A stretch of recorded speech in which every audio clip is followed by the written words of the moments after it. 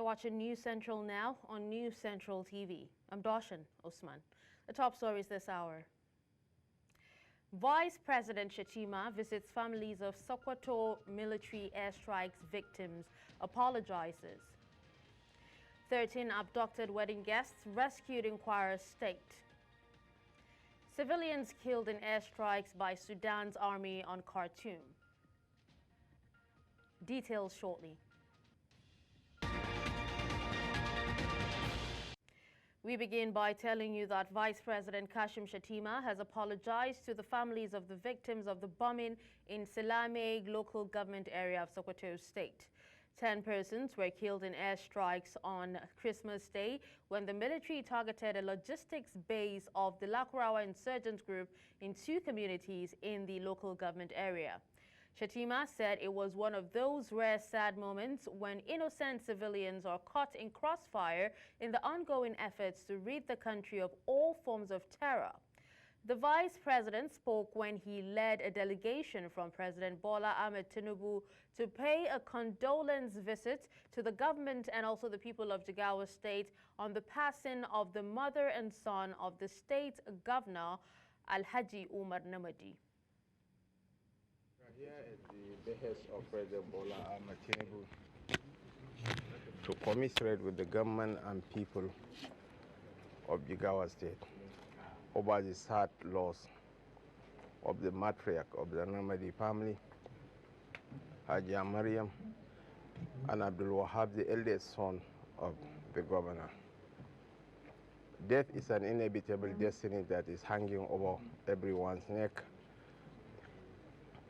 And our heart goes out to the family and to the entire government and people of Jigawa State. May Allah grant the souls of the deceased eternal rest and reward them with his Al-Jannah Firdaus.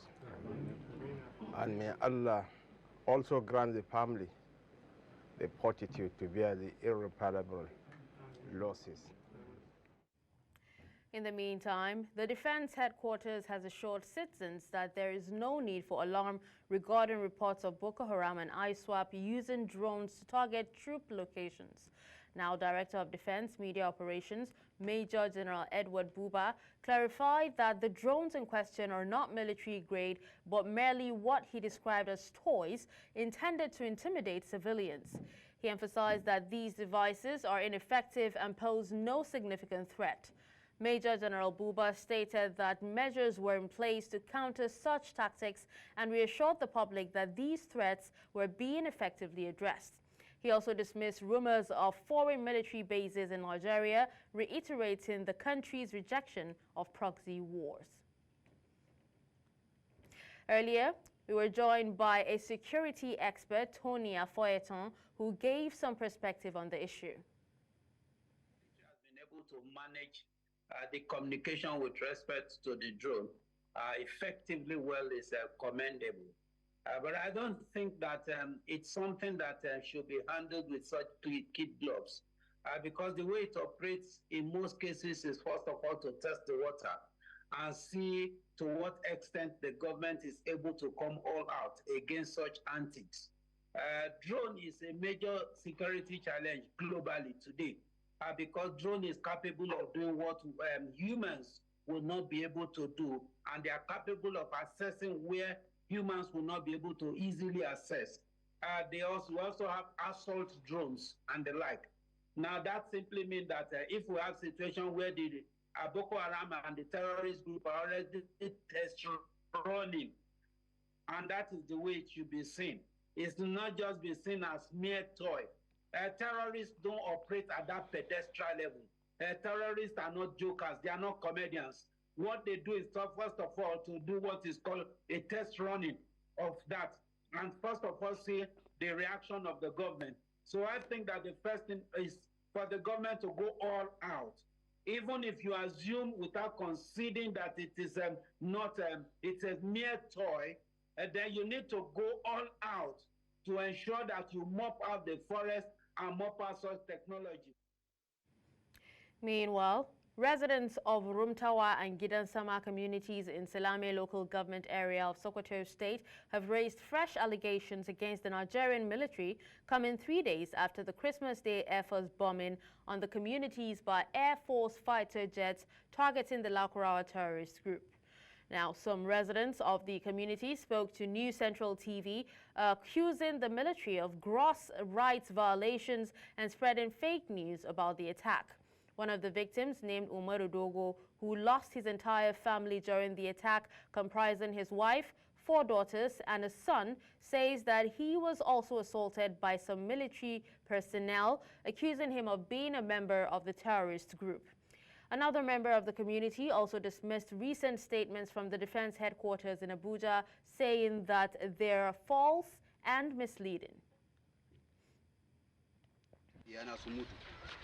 Na je makwata sun zo da ɗan uwana muna hidda su sako muna wuta bayan su sako muna wuta kuma mun gudu ko daga sama ko daga ƙasa ga hannu sun zo da daga hannu so da mun gudu saboda daga cikin sun halbe mutum uku mun ta mun gudu bayan mun nan suke nan waɗanda an matacci muna fama hidda su bayan an riga an samu bom daga sama ya kashe mutane nawa ke gaba daya guda nawa saka biyo ku da wuta kuma aka zaka bindige ku to shikenan muna banda mun yi haka mun je kuma mun yi gudu wasu sun haɗi sun ji mu banda mun gama haka kuma sun kira ni na je wajen su na faɗa musu bayani na sun koma cewa ga wuta can sai su sani cikin ta saboda ni ina barawo sun ce to abinda ai shi barawo bai bace ya kamata su auna ni da ƙasa na haddisa na sun ga hanyar.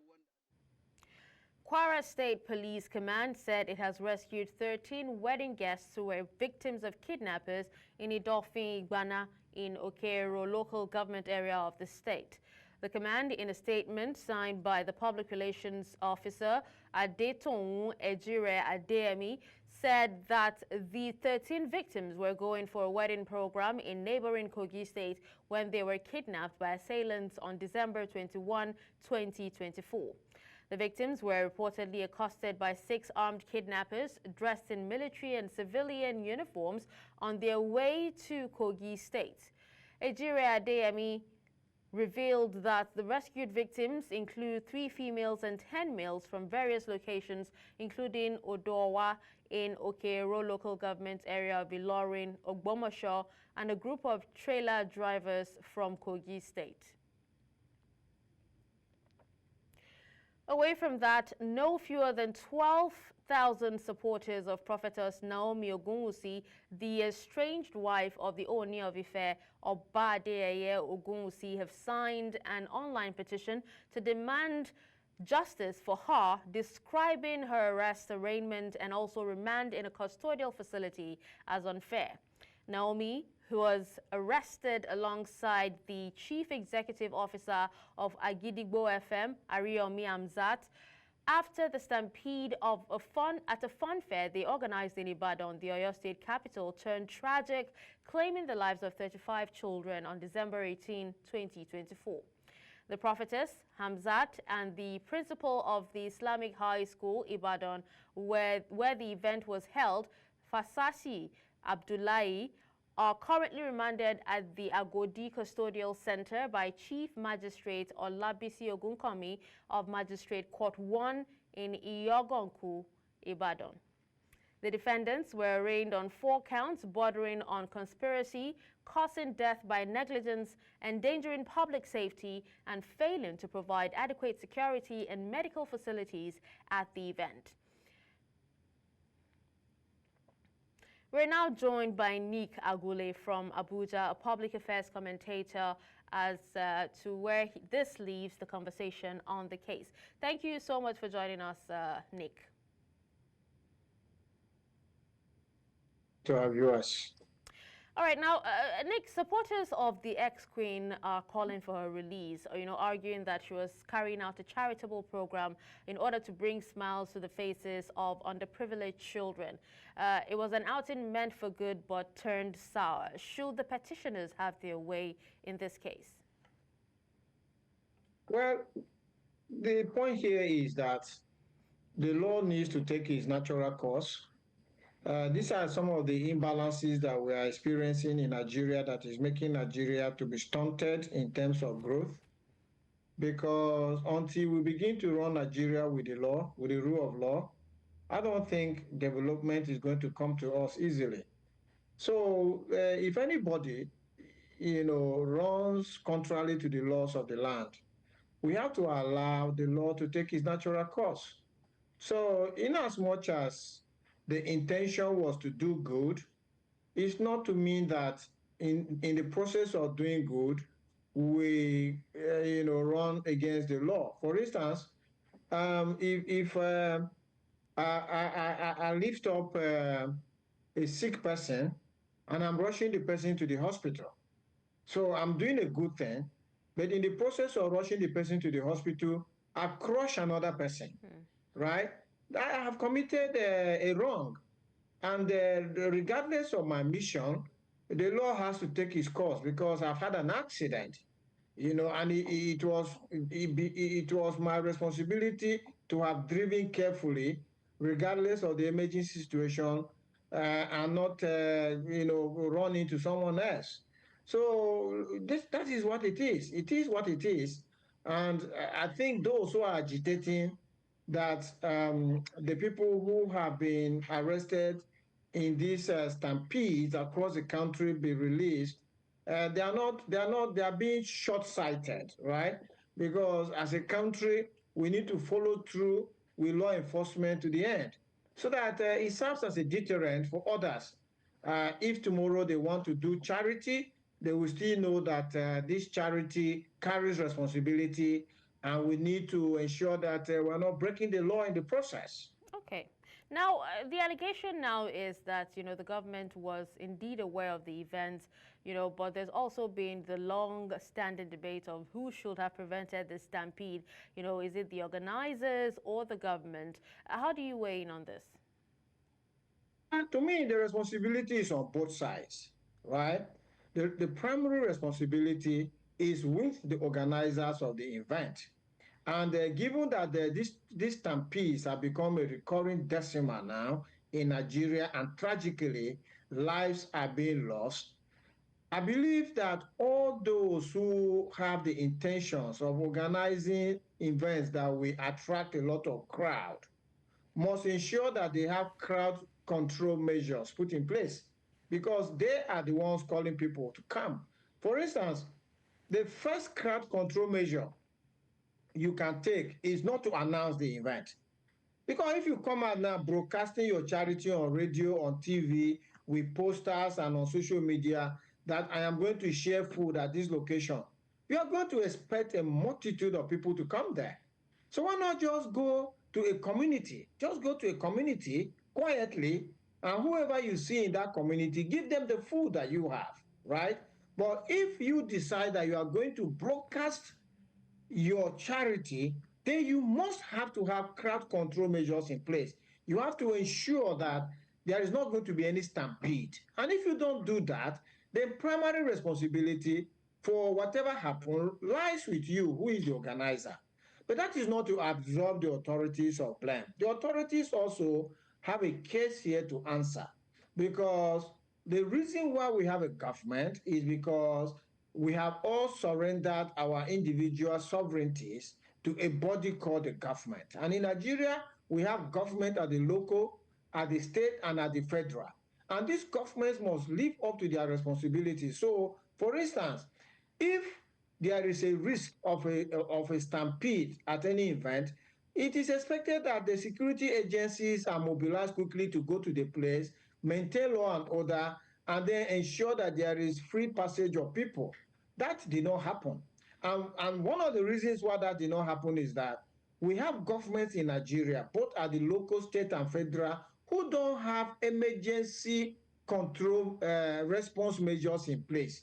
Look, if you go elsewhere, governments have installed emergency response. So, for instance, at any of these venues where a stampede was building up, the citizens will just pick their phones and dial 911 or dial 999, or as the case may be, and they will quickly get to the command control center, and then they will tell the command control center that, look, there is a surge in crowd at so place, and you need to come, otherwise there will be a stampede. And within minutes, Emergency response will arrive at the point, and they will take control of the situation and prevent these deaths. In Nigeria, a 21st century modern democracy doesn't have a central control command center where Nigerians can pick up their phones and report crime, report fire, or report a medical situation that requires emergency response. Okay. So these are the kind of little things that our leaders travel abroad. They see them happening, and they can come and install them in our country. So they too have to take the blame for what has happened. Okay, now, aside, the apparent halt in, big charity events after these stampedes, what other policy templates, have you seen being discussed as a way out of this particular mess, And this is, I'm asking because without charitable interventions, there are many who would actually suffer due to the state of the economy, due to the hunger in the country, at the moment. So what are your thoughts? Thank you very much. In fact, I thank you for bringing that perspective in. So before I answer the question about the kind of measures that we need to be in place, is to also say that, yes, another area where the government shares the blame in what has happened is because the government is embarking on policies which they call reforms. And each of these policies is adding to the poverty in the land. You look at it, they increase fuel price from less than 200 to over 1,000. That is impacting on everybody. Even if you don't have a car, it's a car that carries food into the market where you go and buy. So that's where it's impacting on you, right? If you are working, your transport fare has astronomically gone up. Perhaps when maybe you were paying 200, 500 to go to work. Now you're having to pay 3,000 every day to go to work. Yeah, this government removed the subsidy on electricity. Same band A, band B, but the electricity companies are busy moving everybody to band A, and they are not providing the power. This government removed subsidy on the foreign exchange. So from 460 naira per dollar in May 2023, we're now talking about 1,500, 1,600 per dollar. This government is hiking interest rates. And when you hike interest rates, manufacturers and producers of goods and services, they transfer the extra interest rate into the prices of goods. So that is why inflation is happening. And it has thrown Nigerians into the poverty trap, right? And the government isn't doing anything on the supply side. This government is doing nothing to increase food production in Nigeria. As we speak today, there is no one community that this government has succeeded in terminating bandits and returning farmers so that they can continue with food production. This government has said they will give farmers machines. There is nowhere in Nigeria's 36 states and the FCT that one tractor has come to meet the farmers so that the food production can increase. Government is doing nothing about our refineries. Government is doing nothing about our steel plants. We cannot connect with rail in Nigeria. Nothing of such is happening, but the government is busy increasing the cost. This is what has accentuated the poverty in the land, that is making people to go and jam themselves at food distribution centers. Yeah. In the three places that these stampedes have happened, which is in the one we're discussing in Oyo, and then in Okija, and then in Abuja. These are organizations and individuals that have been distributing food in the past years. This is not their first year, but there has been no stampede. Why is there a stampede this year? Because Nigerians who ordinarily wouldn't have gone to those food distribution centers as our last year are now poor. They can't afford food. A bag of rice is more than 100,000. So if you have a minimum wage of 70,000, you can't even buy a bag of rice. So this is why the Nigerians are not thronging these venues, and that's where government takes a huge blame. Now, coming to your question that what needs to happen, okay. of course. Sadly, we actually don't have so much time, but thank you so much, Mr. Agule, for speaking to us. Thank you, and have a nice day. Now, away from that, traders at the Masaka market in the Karu local government area of Nasarawa State have appealed to the state government and kind-hearted Nigerians for assistance following a fire incident on Friday night, destroying goods worth millions of naira. The market, which is usually a beehive of activities, was engulfed by fire around 10 to 11 p.m. on Friday, but was contained by fire safety officials to prevent further spread. Our correspondent, Idong Joseph, has more on this story. In the aftermath of the inferno, a somber feeling pervades the atmosphere as some traders rush to salvage what they can from the wreckage.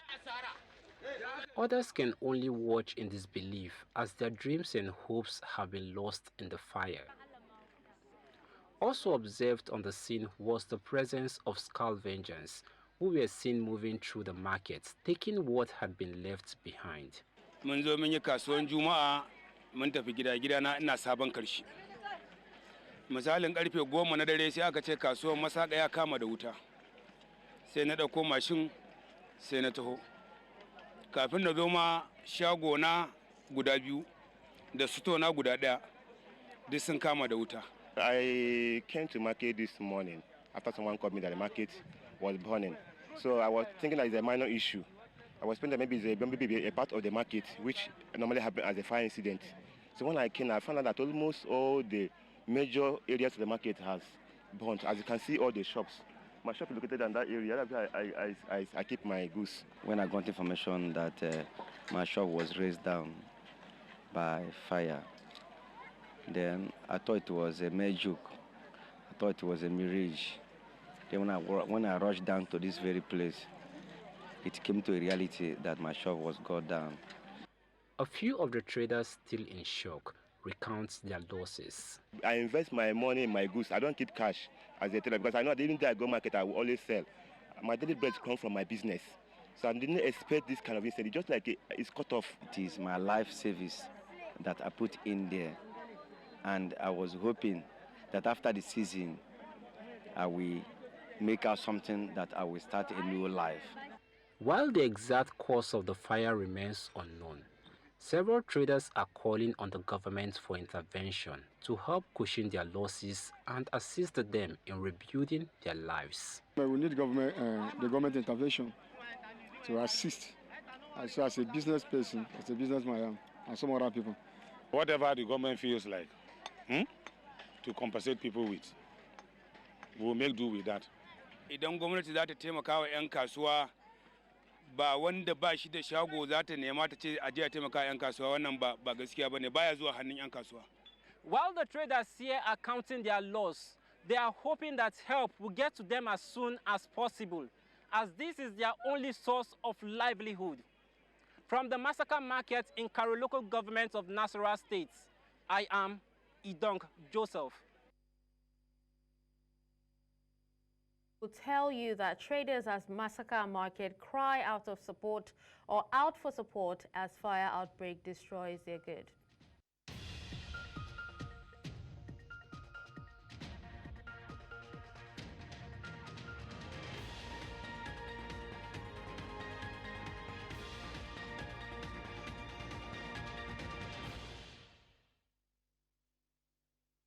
Welcome back and thank you for staying with us. And now to some political matters. Former Governor Peter Odili of Rivers State has claimed that the incumbent Governor Fubara prevented Nyesom Wike, Minister of the Federal Capital Territory and immediate past governor, from turning the state into his private estate.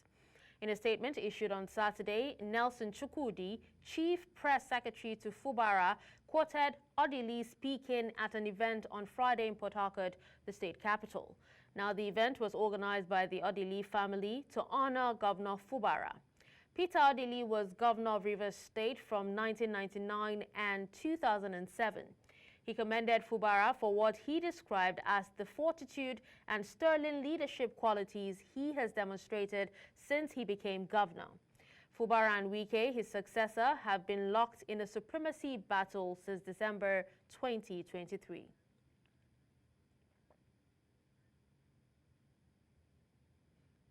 Similarly, the Senior Special Assistant on Public Communications and New Media to Minister of the Federal Capital Territory, Nyesom Wike, has described as disappointing comments made against his principal by a former governor of Rivers State, Peter Odili. Lere Olayinka said the former governor had reduced himself to a level of partisanship rather than statesmanship. He described Odili's comment as disappointing, stating that the former governor, who is expected to act as an elder statesman, has reduced himself to a ridiculous level. Olayinka said in the coming days, Odili would get a deserved response from the FCT minister. Amidst the ongoing land ownership dispute between the Ubulu-Okiti community and the Ogwashi-Ukwu kingdom, both located in the Anyocha South local government area of Delta State, the state government has issued a stern warning to both sides. It cautioned them against actions that could disrupt the peace in their respective areas. Addressing protesters from the Ubulu-Okiti community at Government House in Asaba, the Delta State capital, officials reiterated the government's commitment to ensuring the security of lives and property.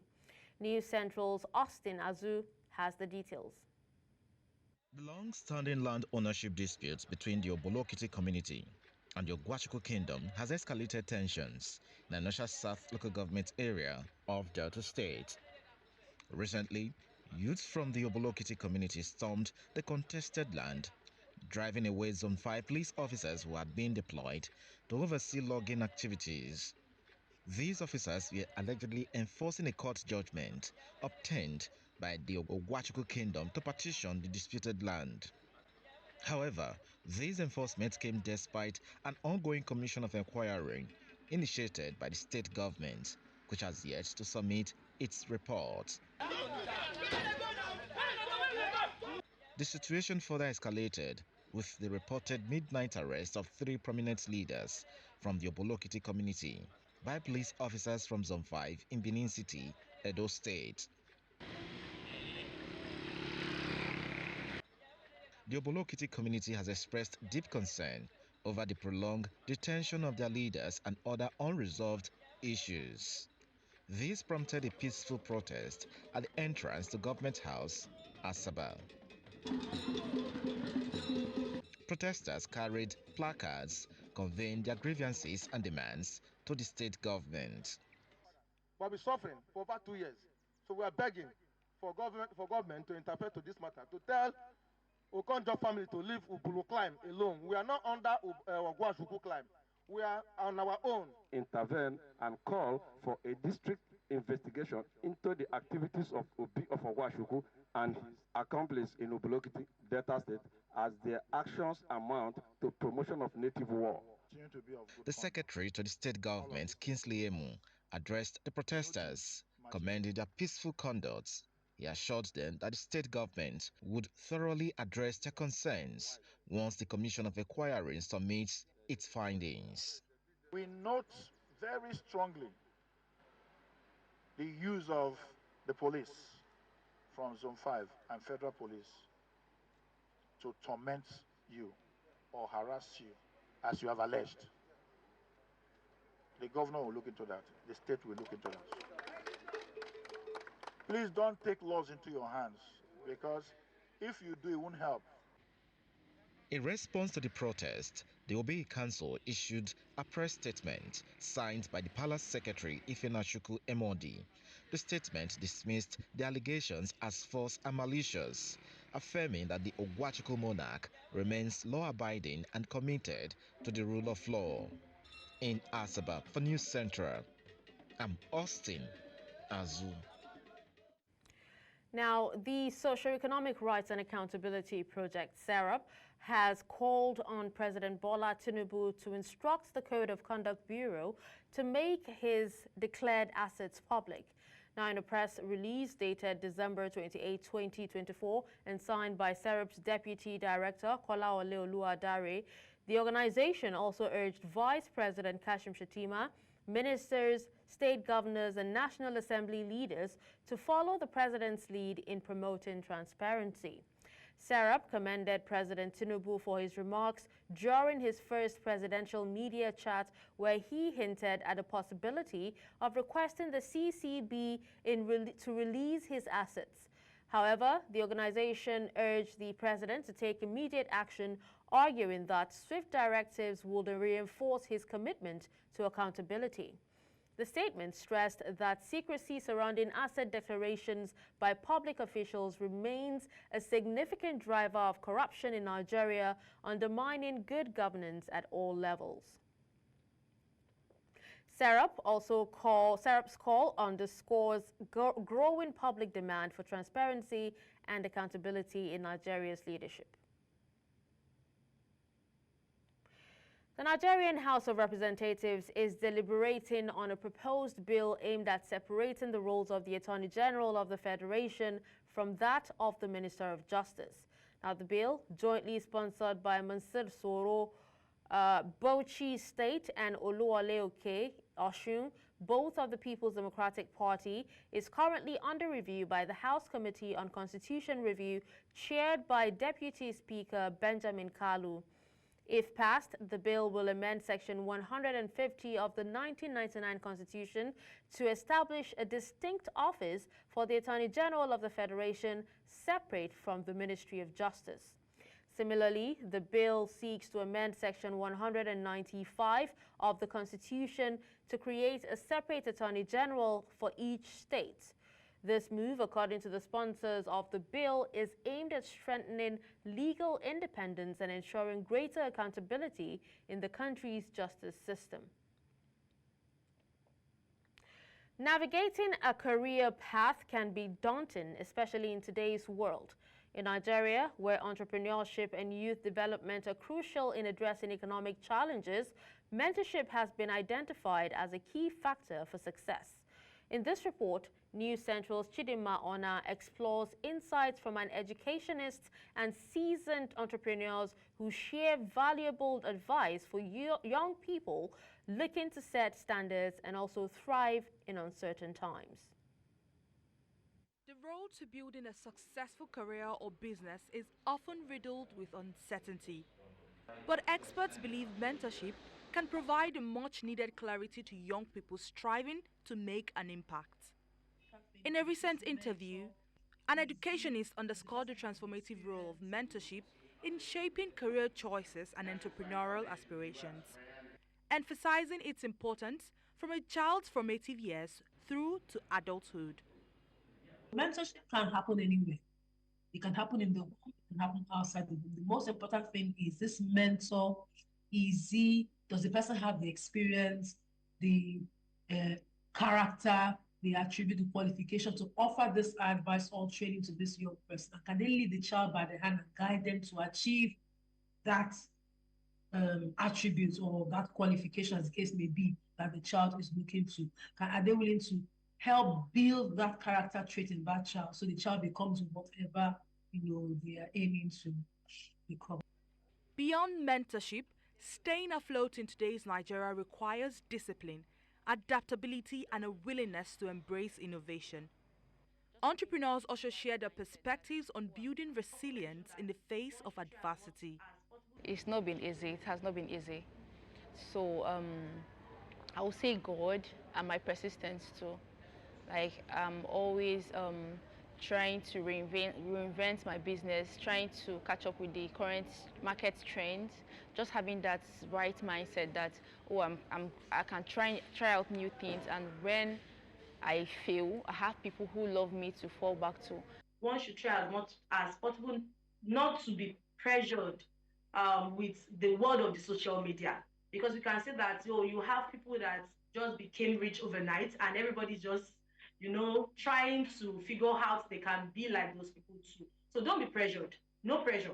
Just take your time, be calm, take your time, and you know that it's just a function of being consistent and being persistent to get to where you want to get to.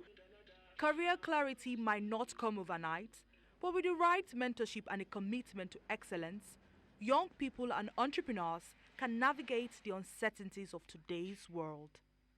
In Lagos, reporting for News Central, I am Chidinma Ona. 2024 has been a year of highs and lows, marked by significant developments and recurring challenges, with Nigeria's power, oil and gas sectors affected remarkably, notably with the persistent issue of power grid collapses. Now, this year alone, the country's power grid suffered multiple failures, leaving millions without electricity for extended periods. News Central's correspondent, Bettina Nweli, examines key activities in Nigeria's power sector as well as oil and gas sector in 2024.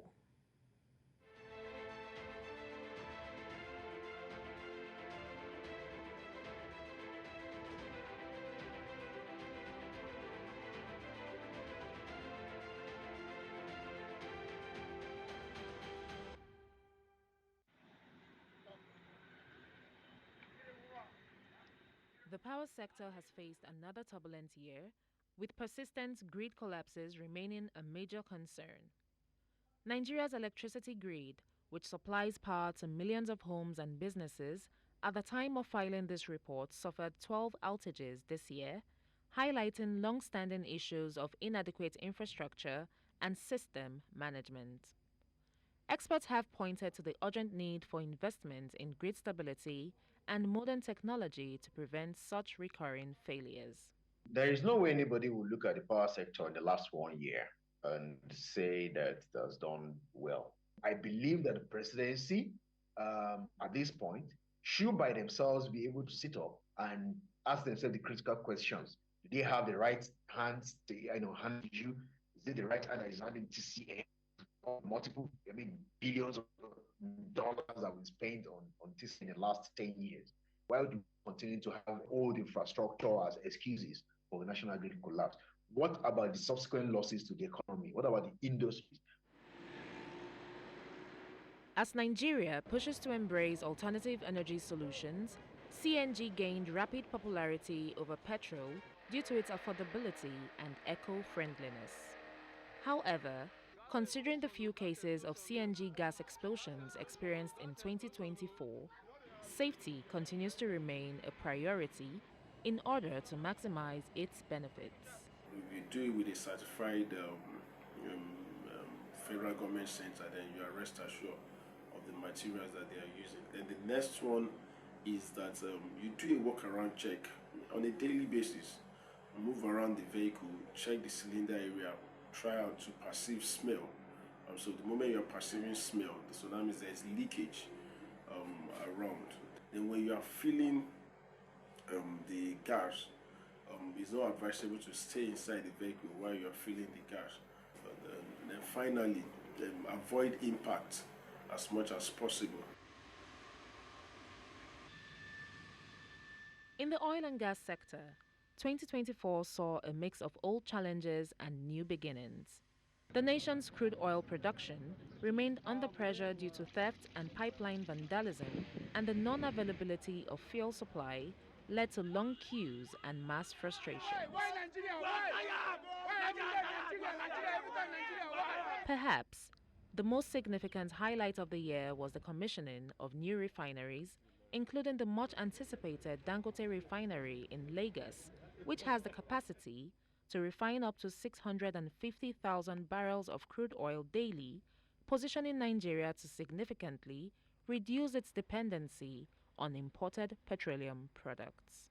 Dangote refinery commenced operation this year. There is also the rehabilitation of Port Harcourt refinery, and this just shows Nigeria's resilience and our commitment to leveraging the use of natural resource for economic development. Another big one is the fact that after years of underperformance, we actually met the quota that was set by OPEC for the first time in many years. Additionally, modular refineries across the Niger Delta region have started to make an impact, providing a decentralized approach to oil refining and supporting local economies.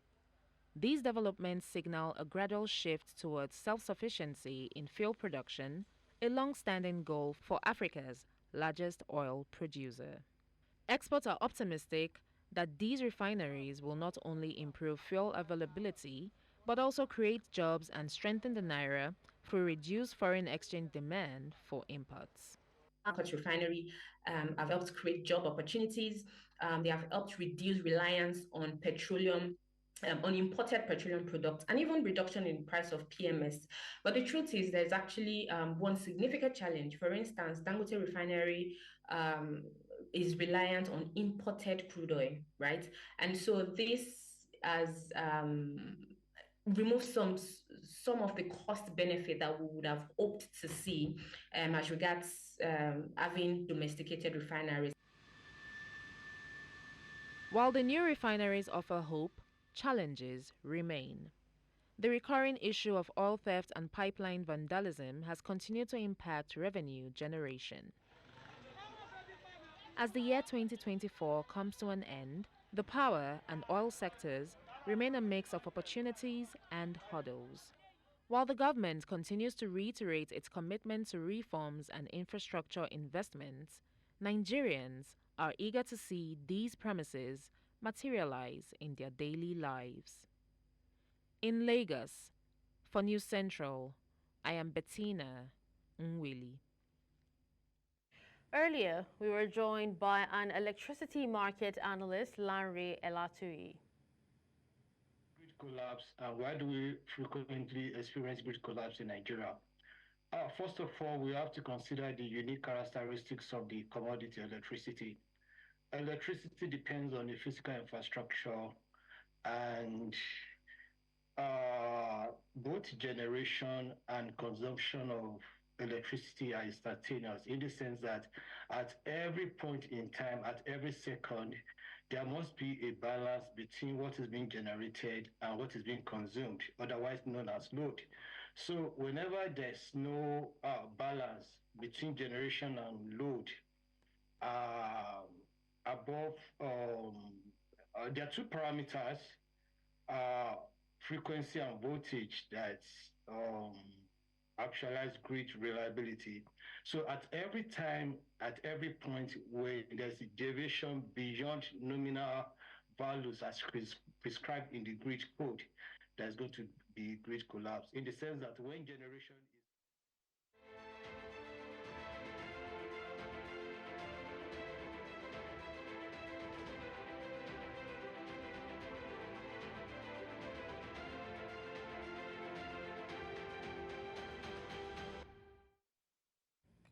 Coming up after the break, airstrikes by the Sudanese army has led to the killing of civilians south of Khartoum.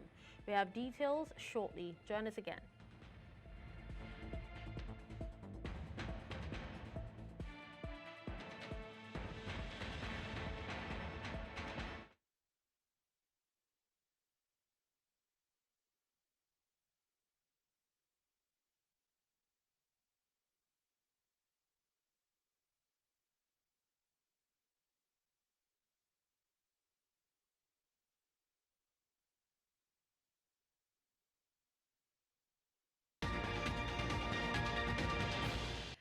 Now away from Nigeria, at least 7 civilians were killed and several others wounded in Sudanese army airstrikes south of Khartoum. Now the strikes hit residential areas in the southern belt of the capital, including the neighborhoods of Mayo, Al-Ingaz, Al-Azari, Al-Salama and Al-Kababish. Since the conflict erupted in April 2023, the army and the rapid support forces have been engaged in heavy fighting. A statement by activists said that the victims included a man, a woman and a child, adding that Bashar Hospital had received 2 bodies and was treating 7 wounded people. Another man died in the Al-Kababish area. The army has intensified airstrikes against RSF positions in Khartoum and other parts of Sudan in recent weeks, drawing criticism from human rights groups and political factions over civilian casualties.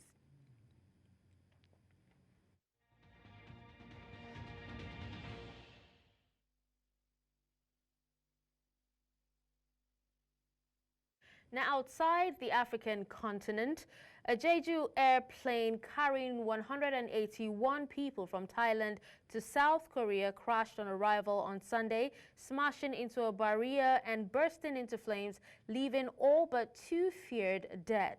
The bird strike and adverse weather conditions were cited by authorities as likely causes of the crash that flung passengers out of the plane and left it almost completely destroyed. Videos showed that the Jeju airplane from Bangkok landing on its belly at Muang International Airport, skidding off the runway as smoke steamed out of the engines before crashing into a wall and exploding in flames. Only 2 people were rescued. Both flight attendants and 124 people were confirmed dead by mid-afternoon.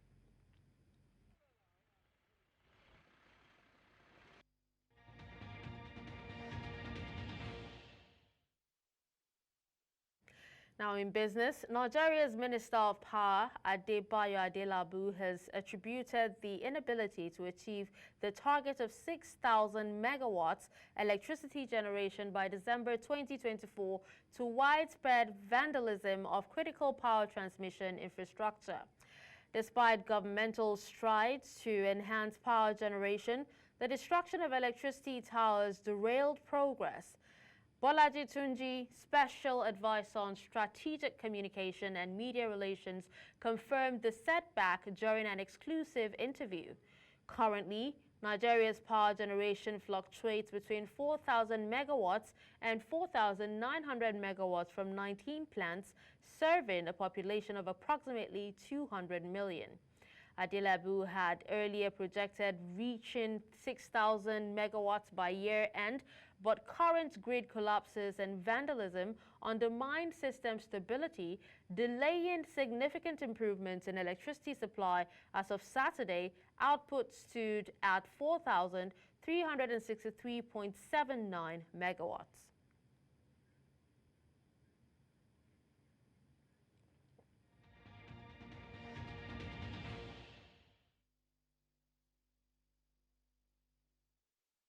Now in the world of sports, Maria Buskova of the Czech Republic triumphed over Australian wildcard Talia Gibson 7-6, 7-5, 3-6. 6-3 in a 3-hour battle in the opening round of Brisbane International. Now Buskova, ranked 44th, faced a tough challenge from the power-hitting 20-year-old Gibson, who pushed her to the limit. Buskova will now face 7th-seeded Jelena Ostapenko in the second round. In other matches, McCartney Kessler upset world number 38 Magda Linette 6-4, 6-4 and will meet 15th seed Yulia Putintseva next. Renata Zarazua beats Victoria Tomova 6-0, 6-3 to set up a clash with world number 1 Ariana Sabalenka. Now, other winners included Maya Joint, Elena Avanesian, Anna Blinkova, Ashlyn Kruger, and Susan Lamons. And that's all at this hour. But before we go, let's take another look at some of our major stories. We told you that Vice President Shettima has visited families of Sokoto military airstrikes and victims to apologize. We also told you that 13 abducted wedding guests have been rescued in Kwara State. Finally, you heard that civilians have been killed in airstrikes by the Sudanese army south of Khartoum. You can watch News Central live on DSTV channel 422, Star Times channel 274, Avo TV, and YouTube. Many thanks for watching. I'm Darshan Usman.